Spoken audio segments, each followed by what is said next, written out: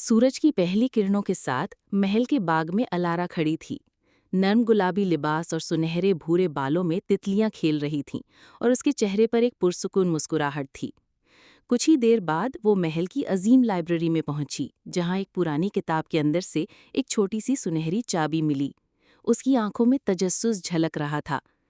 چابی کا راز جاننے کے لیے وہ قلعے کی ایک بلند مینار کی پتھریلی سیڑھیاں چڑھتی گئی، ہاتھ میں چراغ لیے اور دل میں سوالات لیے۔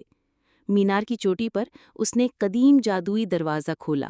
اندر سے سنہری روشنی باہر پھیل گئی، جیسے کوئی نیا جہاں سامنے آ رہا ہو۔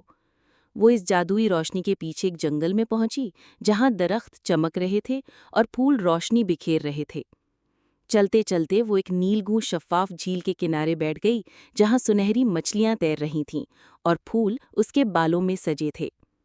ایک دن وہ قریبی گاؤں کے بازار میں پہنچی، جہاں اس نے مسکراتے بچوں کو سرخ گلاب دیے اور لوگوں کے درمیان خوشبو سی پھیل گئی۔ پھر وہ خوابوں کے پل پر چلی، جو بادلوں سے بنا تھا۔ نیلا لباس ہوا میں لہرا رہا تھا اور آسمان کسی کہانی جیسا لگ رہا تھا۔ اسی سفر میں وہ ایک عظیم پہاڑی قلعے کے دروازے پر پہنچی، جہاں سنہری اژدہے کا مجسمہ تھا۔ اس کا دل پرعزم اور نگاہ مضبوط تھی۔ کچھ ہی دیر بعد وہ اس سنہری اژدہے سے بات کر رہی تھی، جیسے پرانے دوست مل گئے ہوں، اور ان کے گرد روشنی کی ہالہ بن گئی تھی۔ ایک شام وہ قلعے کی بالکنی پر کھڑی جادوئی جنگل کو دیکھ رہی تھی۔ سورج غروب ہونے کا منظر اس کے سنہرے بالوں کو روشنی دے رہا تھا۔ رات کو وہ آسمان کے نیچے کھڑی تھی، جہاں سنہرے ستارے برس رہے تھے اور اس کا چہرہ حیرت سے جگمگا رہا تھا۔ کچھ دن بعد وہ آئینوں کے ہال میں کھڑی اپنی جھلک دیکھ رہی تھی، مگر عکس میں مستقبل کے مناظر تھے۔ پھر اس نے ایک جادوئی سنہری کتاب لائبریری میں پڑھی اور موم بتی کی روشنی اس پر پڑ رہی تھی۔